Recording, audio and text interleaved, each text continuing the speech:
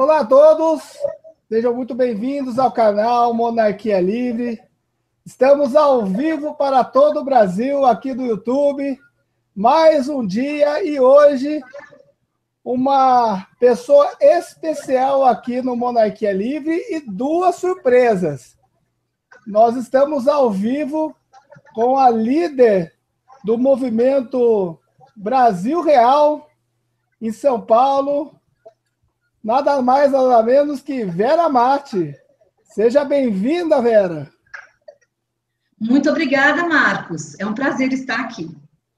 E do lado direito para a esquerda, porque a câmera está invertida, nós temos o que todos gostam, o nosso conde Danilo de Andrade. Seja bem-vindo, Danilo. Obrigado. Prazer. Boa tarde a todos. E do lado esquerdo para o direito, né?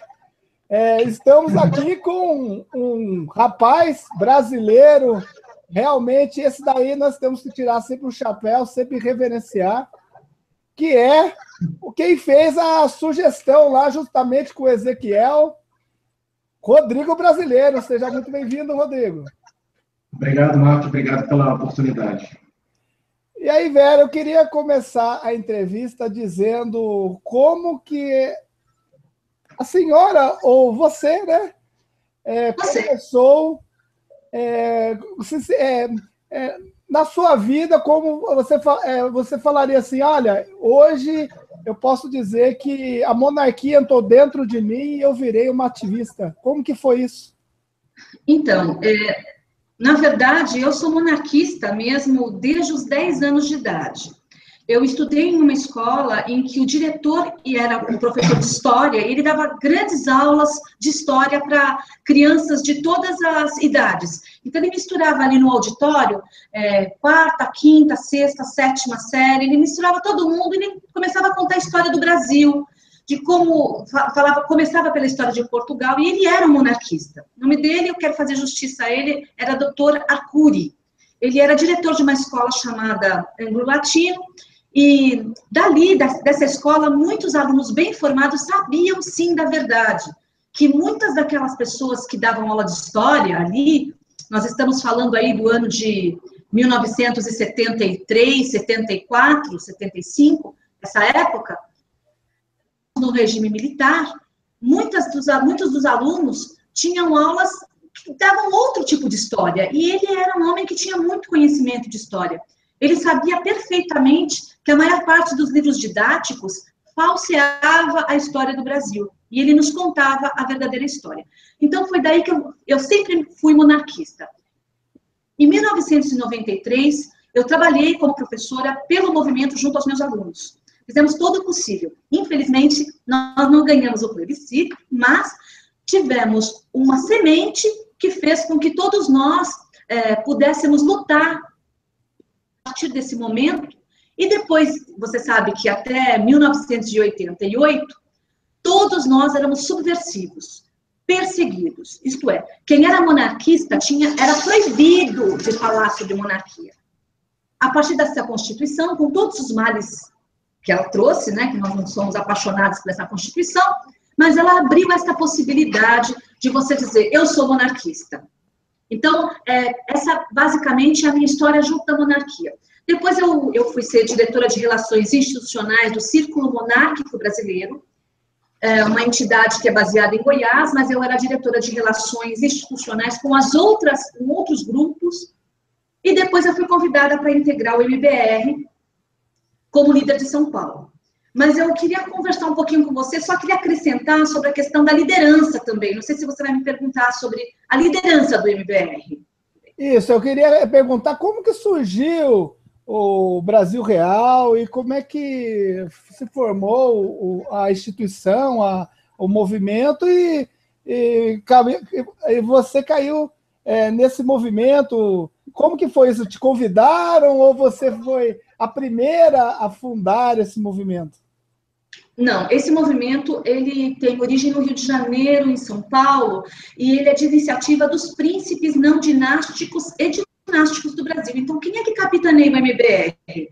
As pessoas confundem achando que é um movimento como um movimento que foi formado aleatoriamente. Não, ele é um movimento ligado com a liderança nacional de Dom Luiz Felipe de Orleans e Bragança, Dom Pedro Alberto de Orleans e Bragança, Dom Rafael, que é o quarto na linha de sucessão, ele também é líder do MBR, Dom Eudes de Orleans e Bragança e Dom Gabriel de Orleans e Bragança. E nós temos, então, os príncipes que são do ramo de vassouras, dinásticos ou não dinásticos, que capitaneiam esse movimento. Isto é, as diretrizes são deles. Nós temos um movimento todo nosso, mas a diretriz quem dá são eles. Então, nós pisamos em ovos. Ele nasceu no Rio de Janeiro e nós temos sedes em vários locais do Brasil.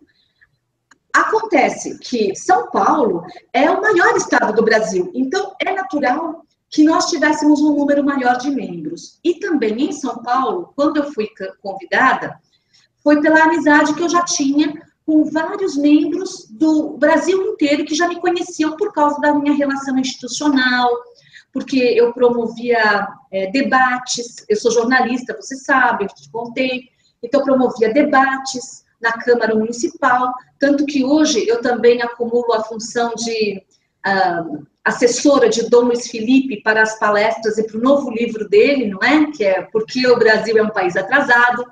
Depois eu vou falar, se você me permitir, dos lançamentos que a gente está fazendo do livro do Dom Luiz Felipe. Claro. Também podem me perguntar sobre isso. Então, ele me convidou, junto com o Dom Pedro Alberto, com o pessoal do Rio de Janeiro, o Gameiro, o professor Luiz Gustavo, me convidaram para ser a líder de São Paulo. Como líder de São Paulo, foi primeira coisa implantar um projeto piloto, uma multiplicação de membros através do sistema de células. Que tem mais adeptos, o estado de São Paulo é o que tem mais adeptos do movimento monarquista no Brasil, por causa do sistema de células. E o que é o sistema de células? Não são grupos que têm lideranças fixas, mas qualquer um pode formar uma célula na sua cidade. Então, você que está me ouvindo aí, é monarquista, que coisa boa. Só que você está longe de um centro que tenha muita informação, que tenha um grupo maior. Não tem problema.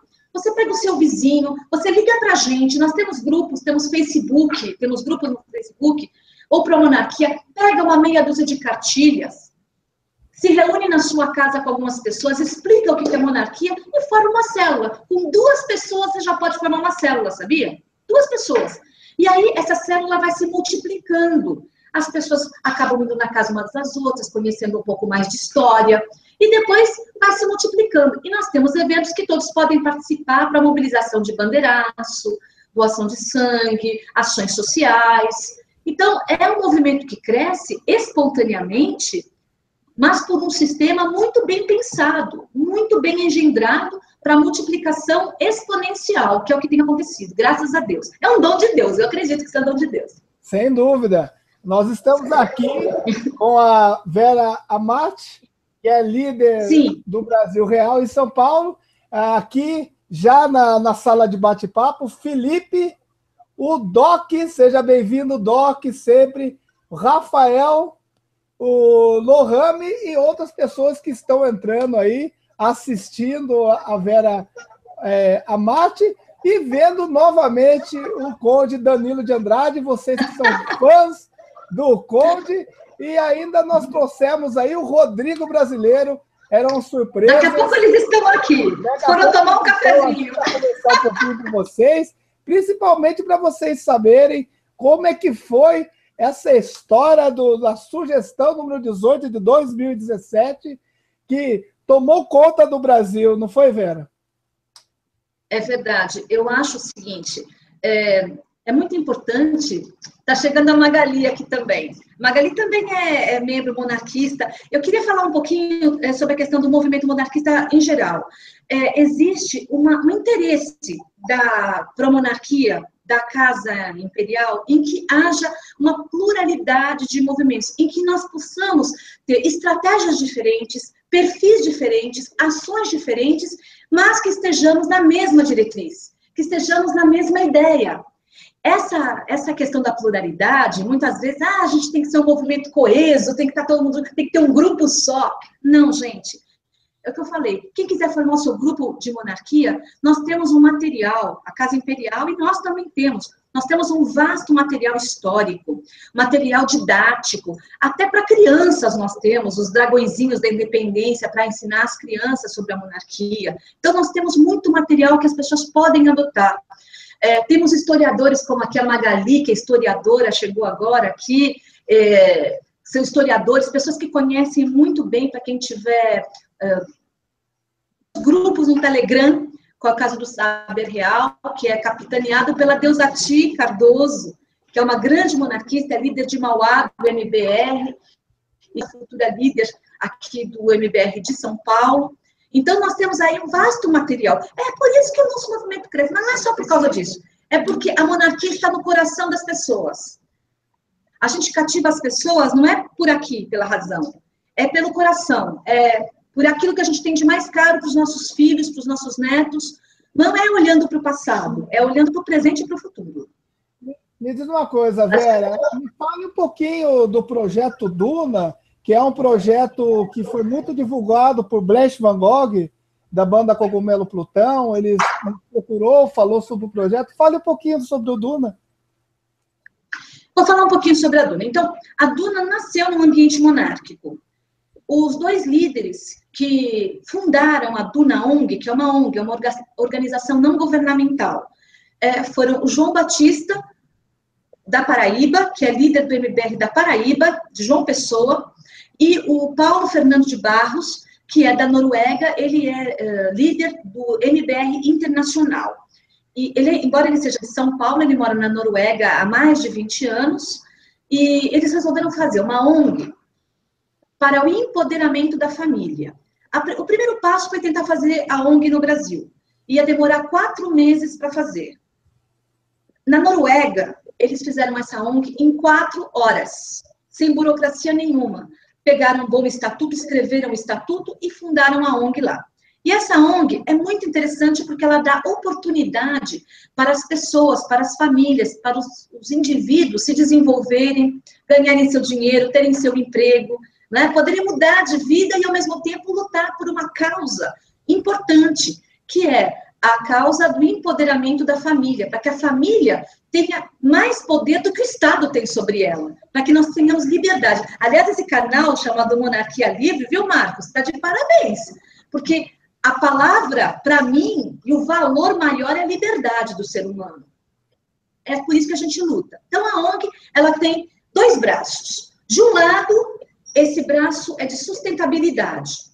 Então, Paulo Fernando de Barros, que é arquiteto, trabalha com engenheiros e formou toda uma equipe para a construção de casas populares de baixo custo, um custo muito baixo mesmo, modulares, para serem implantados esses projetos no mundo todo.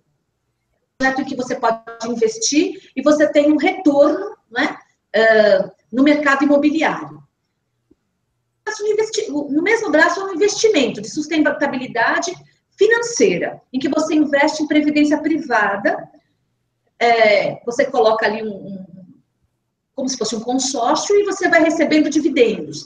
Isso é fora do Brasil, tudo fica sendo fora do Brasil. Então, você investe na Noruega e ele trabalha com isso lá.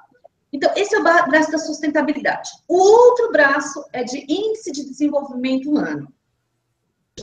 Nós trabalhamos, de um lado, a educação de crianças e de adultos, através de homeschooling, valorizando a educação que a família pode dar para o seu filho, para os seus familiares, não é? Nós trabalhamos muito a questão da homeschooling, valorizamos muito a escola em casa, e temos algum tipo de material didático, workshops, e do outro lado, também ao lado dela, a nossa editora, da qual sou diretora, não é? Chamada Duna Writers. A Duna Writers é a cereja do bolo da Duna, porque ela dá oportunidade a novos escritores, músicos, pessoas que queiram publicar a sua obra e que não tem espaço nas grandes editoras, não tem mesmo. No Brasil, o espaço para os novos autores, principalmente autores de ficção, está fechado. Então, nós damos oportunidade para que esses autores possam publicar gratuitamente e damos a maior percentagem de preço de capa por royalty para ele no mercado. Todos nós recebemos por royalty. eu pessoalmente, que o trabalho de revisão, edição, tradução, são trabalhos autorais. Comissão, royalties, como também seus autores. Além de livros, existe um outro trabalho em relação a filmes? Além de livros... Está sendo lançado, porque está sendo lançado, estão filmando o documentário Pedro II, Pedro do Brasil. O que a Duna poderia fazer em relação a esse documentário, por exemplo? Bom, a Duna tem agora também um tipo de parceria com editoras, com outras editoras e com outras pessoas que queiram desfrutar, usufruir da estrutura que a gente fornece. A nossa estrutura é fantástica. Em primeiro lugar, nós temos 3 plataformas de distribuição, inclusive a Amazon inglesa. Então, podemos distribuir, trabalhamos como distribuidora, que a maior dificuldade de quem faz uma obra é distribuir, é colocar no mercado. Então, nós temos um departamento de marketing, assessoria de imprensa, e temos as plataformas. Também tiramos o ISBN e tiramos a patente na Noruega. Não sei se você sabe, se os seus telespectadores sabem, que o lugar mais seguro do mundo para você ter uma obra é a Noruega. Lá não tem pirataria, não tem mesmo. Lá não tem jeitinho. Lá é sério. Então, as pessoas podem confiar que a sua obra está bem guardada e que ela vai receber todos os seus direitos autorais. Por isso que é uma obra muito importante, né? A Noruega é uma monarquia que é exemplar para nós aqui, aliás, para o mundo inteiro. É o primeiro índice de desenvolvimento humano do mundo é da Noruega. Então, a Duna pode fazer convênios com editoras, com produtoras de vídeo, com gravadoras. Agora mesmo nós estamos editando 2 songbooks. Nós somos a única editora que tem um revisor especializado em pauta musical, fazendo doutorado nisso, em revisão musical. Então, também publicamos e-books. Então, é um projeto... Me diga uma coisa, qual é a sua a ligação? O seu marido é da Noruega, como é que foi parar em relação à Noruega, a sua vida em relação àquele país, né, que é monarquista? Foi através de parentes ou uma indicação de alguém investir na Noruega, ou através da Noruega essa estrutura? O Paulo Fernando de Barros, que é monarquista, ele é um dos líderes da monarquia no Brasil, embora more lá na Noruega. Ele tem vários vídeos em que ele fala sobre as eleições na Noruega. Ele uma vez foi fazer Como Você, um hangout comigo. Ele tem um canal chamado Nordica News, e ele foi fazer um hangout comigo sobre o movimento monarquista. Isso foi na metade do ano passado, julho, agosto do ano passado. Nós fizemos, junho, julho do ano passado. Fizemos um hangout para um canal da Noruega. E aí, nós travamos uma amizade, assim, virtual, em que ele sempre precisava de pautas, precisava de pessoas para poderem falar. Depois eu levei o Dom Luiz Felipe, porque eu não sei se eu já comentei aqui, mas eu também sou assessora de Dom Luiz Felipe para as palestras e para o novo livro que ele está lançando. Aliás, eu estou com o livro dele aqui, eu vou mostrar para vocês em primeira mão que... O livro dele vai ser lançado dia 5 de outubro, mas eu tenho um exemplar aqui que ele me deu, pelo fato de ser assessora dele, para poder falar um pouco sobre o livro, né? Um livro fantástico.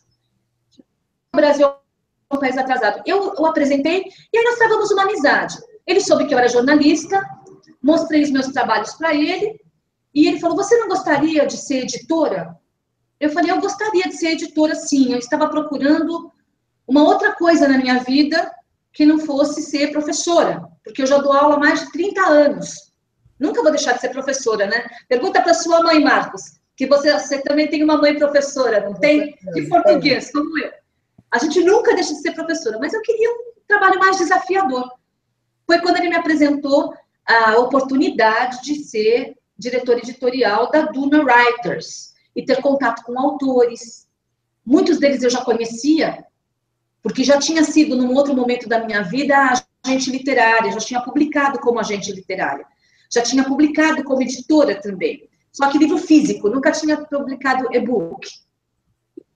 E eu me adaptei muito bem a esse sistema, que tudo é feito na nuvem, é de primeiríssimo mundo, e a gente tem muito contato com jovens que trabalham muito com a questão virtual, não é? Então eu estou junto. Foi assim que entrou.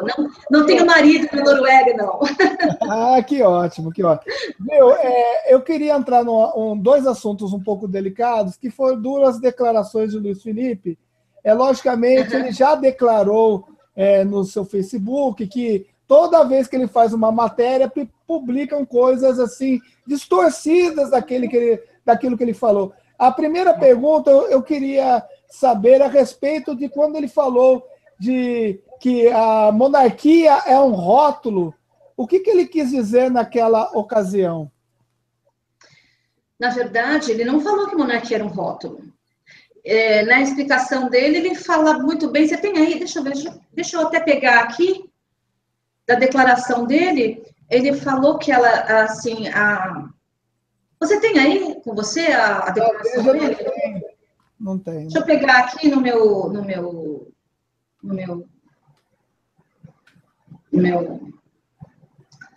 Deixa eu pegar aqui, porque eu estou com a declaração dele aqui. Só para entender o contexto, ele falou que a monarquia era um rótulo porque, não de forma pejorativa, como o pessoal estava vendo, que toda vez que fala rótulo, é bonito por fora e podre por dentro. E realmente eu tive uma transmissão com a Adriana Magaldi e depois acabei explicando até para ela que ele queria dizer que o sistema descentralizador da monarquia, ou todos os princípios da monarquia, você falar assim, monarquia, você estaria englobando todos os lados positivos da monarquia, né? Em vez de você falar de descentralização, de subsidiariedade, de propriedade privada, de família, você estava falando em monarquia, né? Ele resumiu. Então as pessoas acharam que tanto faz, né? Tanto faz se é república, se é monarquia, a monarquia é um rótulo. Então as pessoas ficaram assim, ele está falando de uma forma pejorativa em relação à monarquia. Imediatamente, quando eu li a entrevista, eu vi que não tinha muito a ver, né? Mas eu queria saber o que você pode falar a respeito disso. Então, não foi essa. Eu não estou aqui com a. Eu não estou aqui com a declaração dele, porque eu mudei o número do meu telefone. Mas era uma outra colocação. A monarquia foi utilizada muitas vezes a monarquia foi utilizada como uma metáfora, um rótulo para isso. Foi uma coisa totalmente descontextualizada. Não tem nada a ver com monarquia rótulo. É outra declaração. Então, quando eu vi isso, eu sou jornalista também, e eu conheço de longe o que é uma entrevista super editada. Isto é, você dá 2h30 de entrevista, e o jornalista, um rapaz, e me parece um rapaz muito jovem, que não conhecia, aliás, não conhece mesmo, tanto que Dom Luiz Felipe, quem o conhece, sabe que ele adora dar aula. Você não sabe, então eu vou te explicar as coisas, ele é extremamente didático. Ele ficou 2h30 conversando com esse rapaz. Mas é claro, como ele não conhecia nada de monarquia, ele tirou a cabeça dele rótulo e fez aquela... É uma reportagem meio geleia. Mas eu acho que, em primeiro lugar, a gente não deve ser tão crítico em relação a isso. Em primeiro, porque é um espaço importante que a gente está conquistando. Porque realmente, para qualquer pessoa que lê com um pouco mais de atenção, vê que foi uma entrevista super editada. A própria família que leu não entrou em pânico nem nada, porque já conhece, já sabe que nós somos, gente, vão se acostumando, os monarquistas vão virar alvo, tá bom? Nós estamos incomodando. Então, existia ali uma tentativa de laicizar ou não colocar essa questão da monarquia ali, embora o assunto não fosse nem esse, o assunto fosse o livro dele. Ele é um cientista político. Em alguns momentos ele toca, aliás, ele não toca, ele faz a pessoa pensar no livro que o melhor é a monarquia. Então, não é uma coisa que você fala, olha, o melhor é a monarquia. Não é isso. É assim, o sistema tem que ser assim, assim, assim. Aí você chega à conclusão, puxa, qual que é o melhor sistema que ele é assim, assim, assim? A monarquia. Então, essa é uma estratégia. Eu acho que todo mundo que é monarquista tem que começar a pensar estrategicamente. Não dá mais para a gente levantar a bandeira pegar a pessoa e falar, você tem que ser monarquista, leia essa cartilha aqui e se convença. Não, você tem que cativar as pessoas. A cartilha é importante, claro que é, você tem que conhecer, mas você tem que cativar a pessoa por outros argumentos também. E eu acho que isso ele está fazendo muito bem. E eu acho que é um orgulho para todos nós ter um membro da família imperial, mesmo não dinástico, mas da envergadura de Dom Luiz Felipe. Eu tenho a honra de ser mesmo, gosto muito dessa função que ele me atribuiu, de ser assessora dele, para as palestras dele, acompanho. Aliás, amanhã, pessoal de Taubaté, estaremos em Taubaté, tá bom? Só um furo de reportagem para vocês, Taubaté, Luiz Felipe, aliás, perto aqui de casa, espero poder ir e conferir e conversar um pouquinho com o Luiz Felipe. E outra coisa que ele falou, nessa mesma entrevista da Veja, que as pessoas também sempre vão para um lado pejorativo, que ele diz que os tios dele são velhinhos, já estão velhinhos, mas o que eu entendi da entrevista, logicamente, é que você vai endossar, é que é tanta coisa, é tanto giro ali, é tanta coisa que acontece lá no escritório, e ainda mais você indo para o sul, que é menos 3 graus, para você chegar no Nordeste, 40 graus, e Dom Luiz e Dom Bertrand indo para lá, indo para cá, realmente a idade não é fácil, as pessoas acima de 70 anos, e você toda hora está pegando avião, toda hora está fazendo aí uma viagem longa e cansativa para dar palestras e atender a todos. Então, também chegaram falando que ele disse que os tios eram velhos, como se fossem ultrapassados, e não é nada disso, né? Até mesmo o Dom Bertrand nem se ligou nesse tipo, ele leu a matéria e nem se tocou nesse par, porque ele entendeu, logicamente, né? Que sabe que essas matérias de TV, de revistas, são meio super editadas, aí 200 mil horas, para fazer uma meia dúzia de texto. Então, eu queria, já que você falou isso, primeiro eu queria mandar um alô, um abraço, um beijo muito grande para os assessores de Dom Bertrand, que são a Reile Rocco, o Oswaldo Rocco, o Francisco e o Beccari, né? Mandar um abraço afetuoso a todos eles, que são voluntários, são pessoas que estão ali sempre nos ajudando a todos os monarquistas.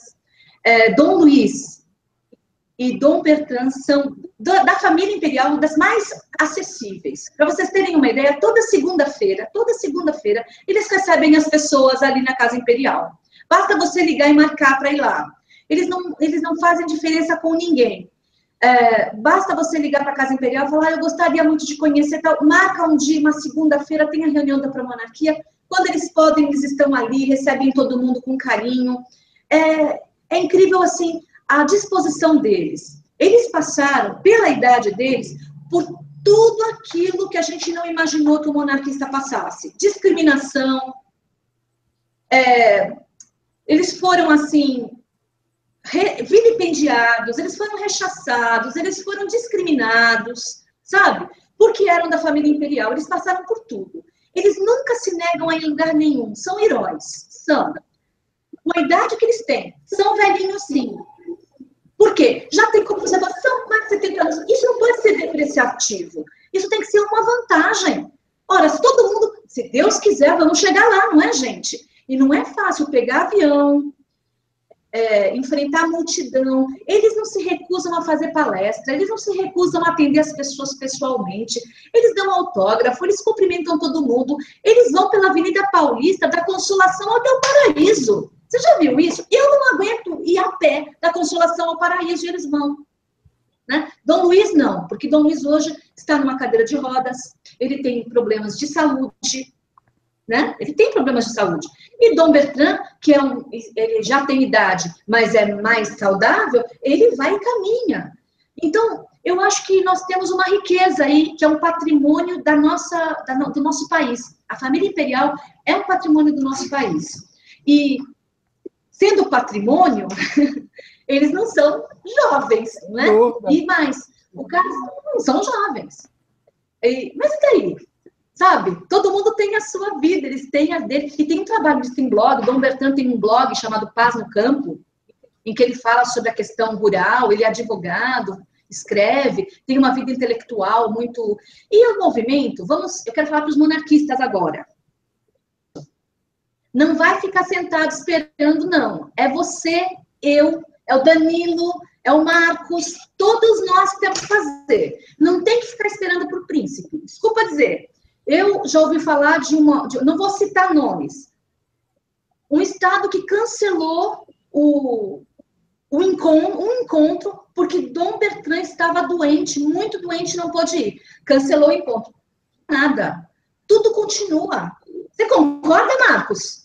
Claro. Só porque o príncipe não vai cancelar? Não. Vamos aproveitar a reunião para a parte mais importante, nos articularmos ações e atribuições a todos os membros. Isso que nós temos que fazer.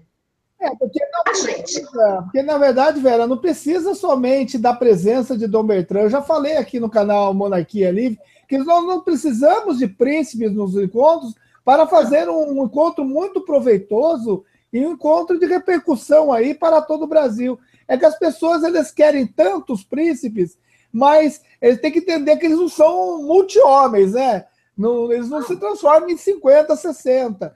Então, se não tem príncipe, você pode convidar um diretor do Pró-Monarquia, você pode convidar assessores, você pode convidar outras pessoas, professores também importantes, gente importante aí da área de história e do movimento, que pode, com certeza, suprir aí a participação deles. Até mesmo o José Carlos Sepúlveda, que é um dos maiores palestrantes que nós temos, ele também está disposto aí a ir a eventos. Não é só porque o príncipe não está no evento que ele não é importante para o movimento. Né? Então, e uma outra coisa que eu quero tratar para não esquecer é que a maior polêmica em relação ao Luiz Felipe, que eu acho também foi uma grande besteira, eu cheguei a falar, mas eu gostaria de saber da senhora a respeito que o Luiz Felipe sempre saiu da matéria, né? Dom Luiz Felipe está fazendo uma Constituição republicana. Eu gostaria que a Vera falasse exatamente ao pé da letra o que é isso, porque o pessoal está achando que ele está querendo fazer uma Constituição republicana e até mesmo dar um golpe na família imperial, ser aclamado pelo exército. Então, o que tem de boato, sabe? Parece que o cara é o famoso traidor da pátria. Então, assim, vamos primeiro por partes, né? Agora vai falar a professora de português. O que é república, né? A etimologia de república é coisa res, coisa pública. E uma das maiores tragédias desta república, desse sistema que nós vivemos hoje, foi a república se apropriar para a república para instaurar esse regime de exceção, de desmando, de ditadura branca que nós vivemos desde 1889. Isto é, eles se apropriaram da etimologia res publica, república, que já era utilizada anteriormente. Eu quero lembrar aqui que Dom Pedro II, em muitos grupos, é acusado de republicano, porque em vários de seus discursos ele falava da república, né? República, quando ele se referia à república, é coisa pública, coisa do povo, coisa de todos. Então, ele não era, Dom Pedro II não era republicano, entendem, gente? Ele não era republicano. Ele era um monarquista e acreditava na coisa pública, isto é, ele era um liberal. Ele era um homem que acreditava em que todos poderiam ter a sua livre iniciativa, acreditava na ciência, na tecnologia. Ele era um homem assim, ele não era um republicano. Muito bem. Esta matéria que saiu sobre a nova Constituição que está sendo elaborada, um projeto de nova Constituição, que seria, a meu ver, isso é o meu ver, né, uma Constituição de transição. Porque a nossa atual Constituição, ela não permite a restauração da monarquia. ela é praticamente uma cláusula pétrea, para que nós tenhamos uma idade por aclamação, inclusive, ou por plebiscito, que seja, de volta da monarquia, nós temos que ter um recall, nós temos que ter uma consulta, nós temos que ter a possibilidade constitucional de fazer essa consulta. Essa consulta, foi feita uma consulta de plebiscito em 1993, que foi uma farsa. E quem estava presente viu que houve 1000 problemas. Dom Bertrand foi impedido de falar, tivemos menos tempo, houve uma campanha maciça contra a monarquia de todos os republicanos. Então, não há essa possibilidade nessa atual Constituição. Dom Luiz Felipe está fazendo aquilo que nós temos que fazer, o nosso dever de casa. Elaborar uma Constituição, ou um projeto de Constituição, com um amplo debate de várias instituições, de vários setores da sociedade, que possibilitem recall do sistema e de políticos, que trabalhem com a transparência de tudo. Então, é uma Constituição modelo que teria poucos artigos, mas que teria uma legitimidade muito maior. E na matéria, colocaram a palavra republicana, né? Republicana. E esse termo republicana que causou a confusão histórica, que sempre causa, né? Mas que não deve ser entendida como republicana pertencente a esse sistema da república, mas como coisa pública de todos, porque o pensamento de Luiz Felipe é uma linha liberal, é uma linha em que existe um empoderamento do cidadão contra o Estado, contra o governo, contra a burocracia do Estado. Então, a burocracia do Estado é o que emperra o desenvolvimento. É essa a ideia. Então, quanto menos burocracia, mais liberdade. Eu falei, é o valor acima de todos os valores, é a liberdade, né? É o valor que Jesus trouxe, né, gente? Jesus veio fazer o quê? Libertar o homem, né? Trazer a liberdade. E aí a gente discute aí o que é liberdade, mas essa é uma outra discussão. Eu acho que eu respondi mais ou menos essa questão etimológica que está presente numa escolha infeliz de palavra. Porque às vezes a gente escolhe palavras de forma infeliz.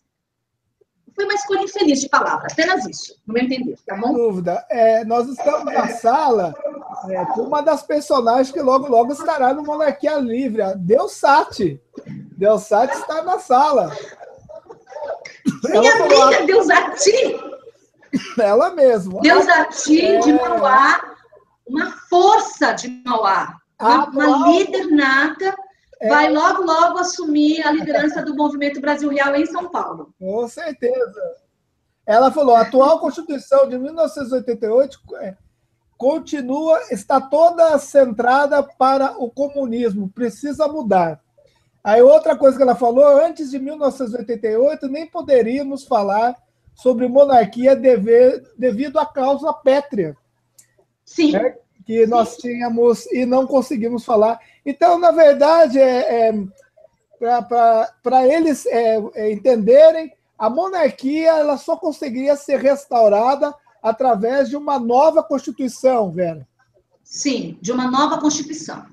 Então, assim, existe uma demanda dos monarquistas para que a gente possa renovar a Constituição. Depois eu quero falar com o Danilo, que está aqui do lado, para falar um pouquinho sobre a questão da Constituição. Existe uma demanda de alguns monarquistas, aliás, de uma grande parcela, para que se restaure também a Constituição de 1824 com modificações.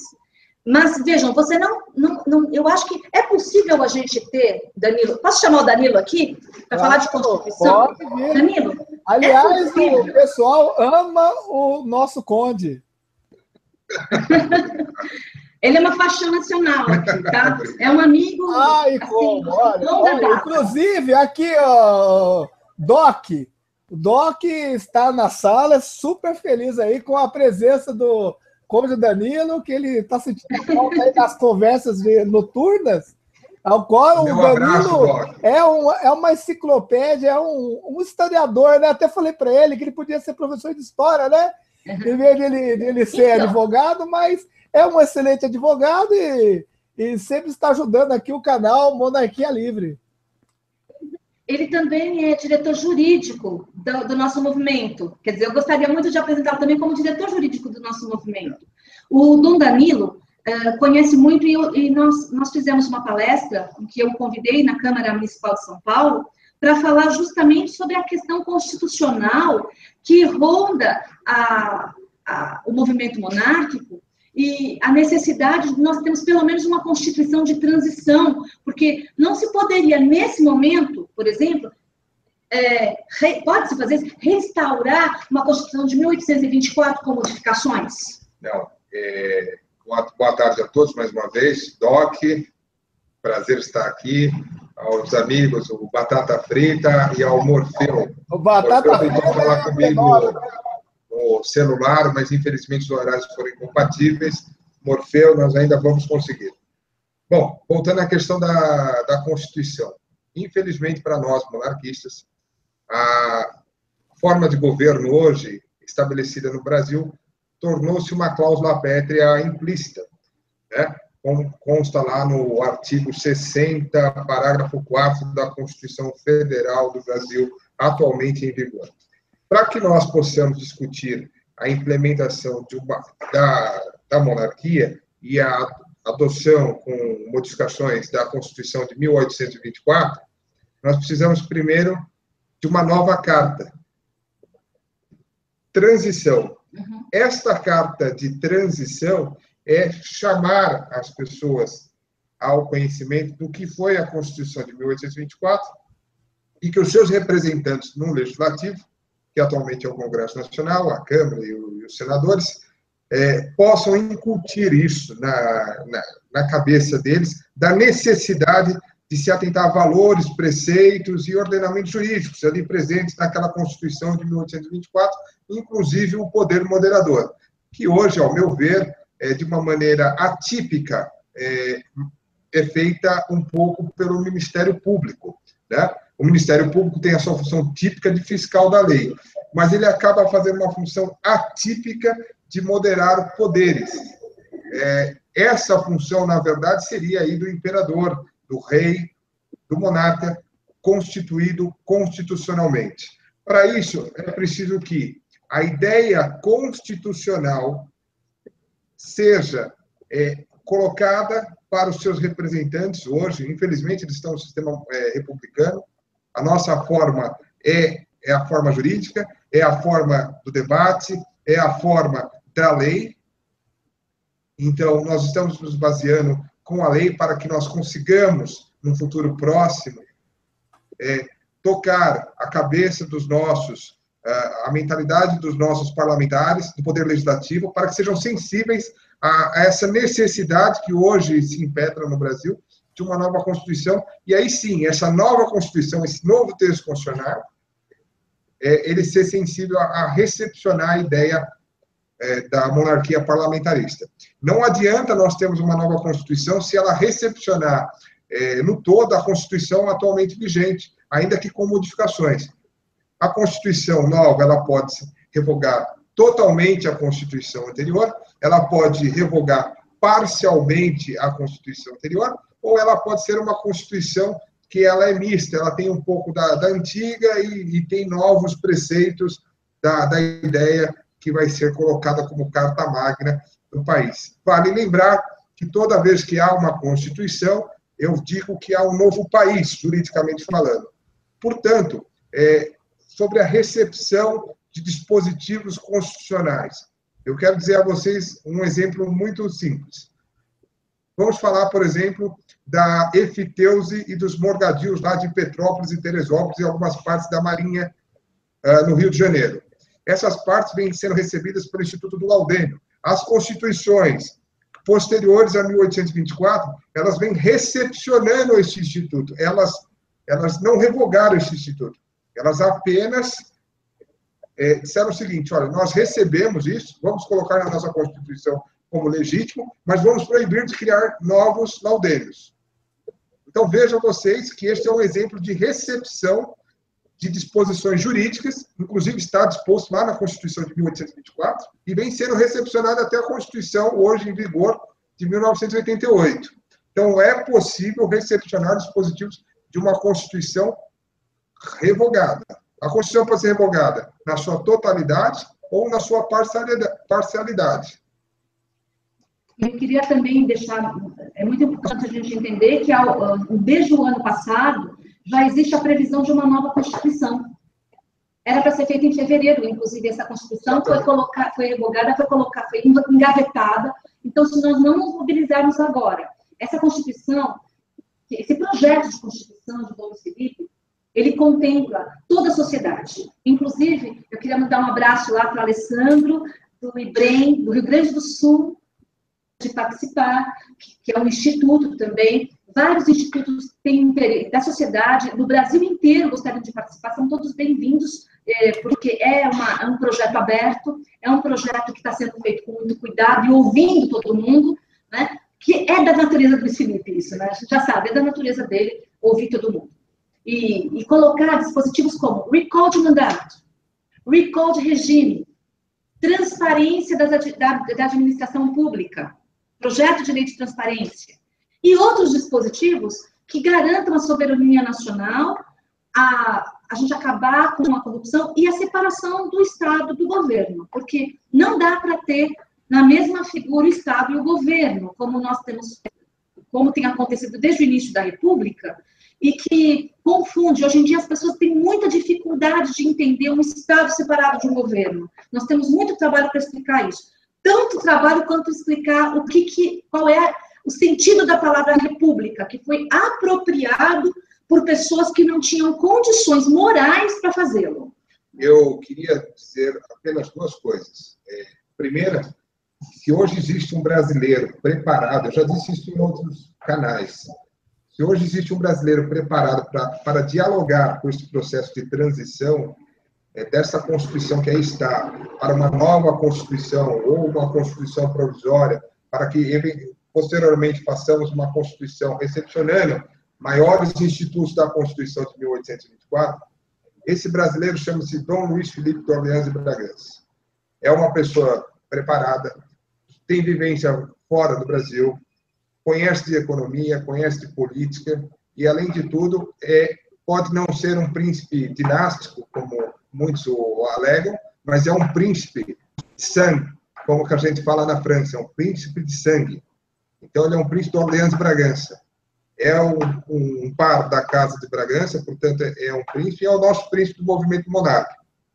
Dom Luiz Felipe tem dado o seu dinheiro pessoal, a sua vontade pessoal, o seu tempo pessoal, abdicando da sua família, em prol de um Brasil novo, de um Brasil melhor, para ele, para o filho dele, para nós e para você, que amanhã ou depois vai ser pai, vai ser avô, vai ser tio, vai trabalhar numa indústria, vai trabalhar num comércio, que é um país mais seguro, mais decente, sem corrupção, né?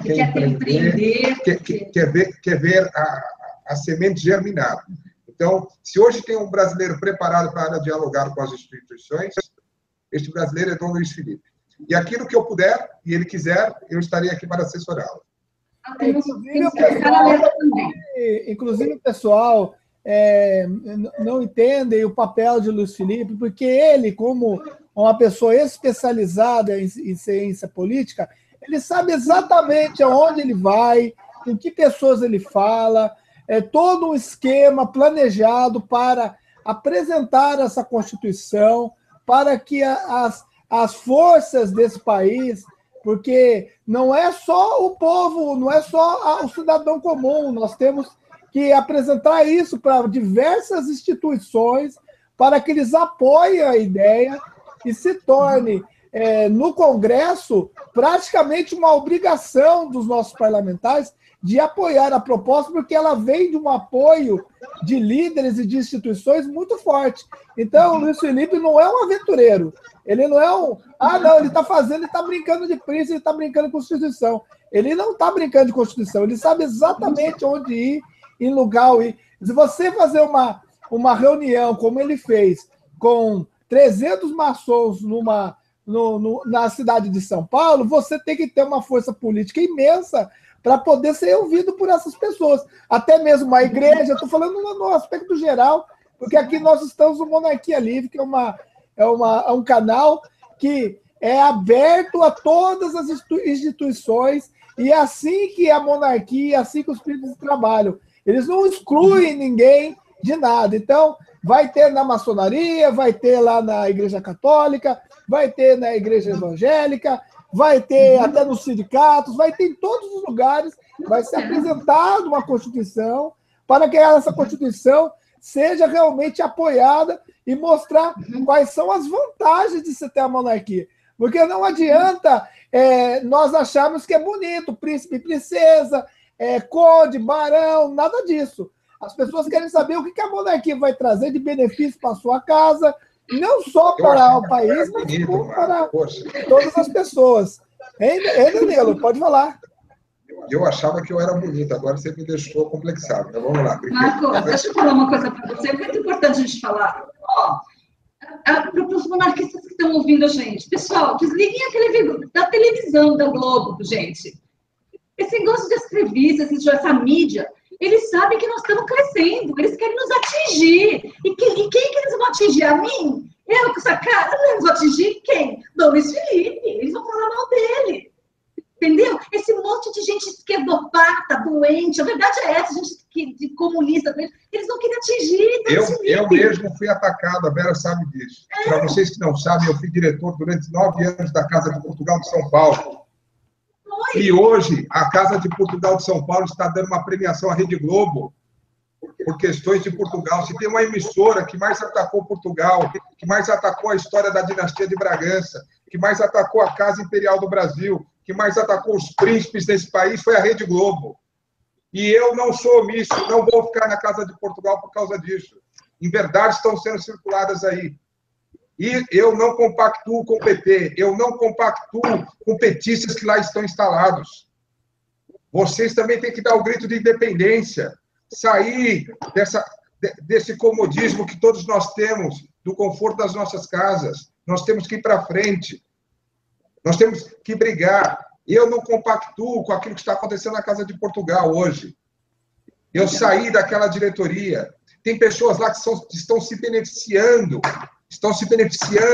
de projetos que eram para a Casa de Portugal e estão se beneficiando de outra forma. Eles estão tomando conta de tudo, querem tomar conta de tudo.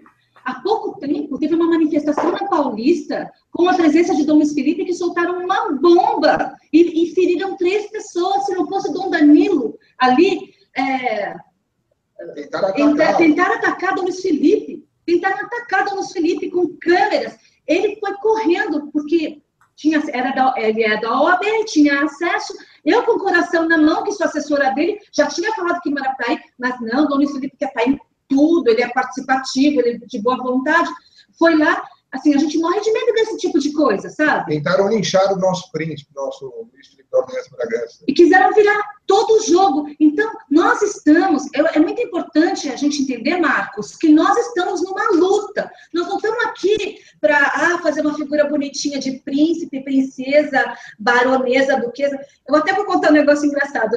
Como eu estou há bastante tempo nesse movimento, assim, né, e sou voluntária, gosto, alguns confrades falam assim, nossa, Vera, você deve ter algum interesse de pegar um título de baronesa, de marquesa, né? Eu falei, não. Sabe qual é a minha resposta? É assim, esse negócio de título de baronesa, marquesa, isso para mim é muito pouco. Eu quero o título de santa. Santa Vera. Eu prefiro ser santa. Porque, na verdade, é isso que nós temos que buscar. A santidade a partir dos nossos ideais, para aquilo que é melhor para o próximo, para o outro e para Deus, né? Aliás, na história da humanidade, nunca teve um presidente santo, mas teve rei e rainha santos. Presidente verdade. Eu posso complementar essa sua frase? Dom Luiz Felipe, descende de um santo. O santo estável Dom Nuno Álvares Pereira, fundador da Casa de Bragança. Eu descendo de um santo, Freire de Andrade, o santo homem de Andrade, que nos libertou dos sarracenos, lá em Chaves, Bobadela de Montfort. Mas a brincadeira não é essa, apesar disso ser verdade, tanto do Luiz Felipe quanto da minha parte. Luiz Felipe tinha uma vida muito confortável, num banco no exterior, ganhando bem, com a família, vivendo bem, mas ele sentiu o chamamento de sangue, Por isso que eu digo, Luiz Felipe é um príncipe de sangue. Ele sentiu esse chamamento dentro de si. No momento em que o primo dele faleceu, eu preciso ajudar essa causa. O Brasil não pode se perder. E a vida de um príncipe não lhe pertence, pertence ao seu país. E Luiz Felipe cumpre esse papel. É tão bonito isso, né? Sabe que emociona isso? Eu acho tão lindo. Verdade.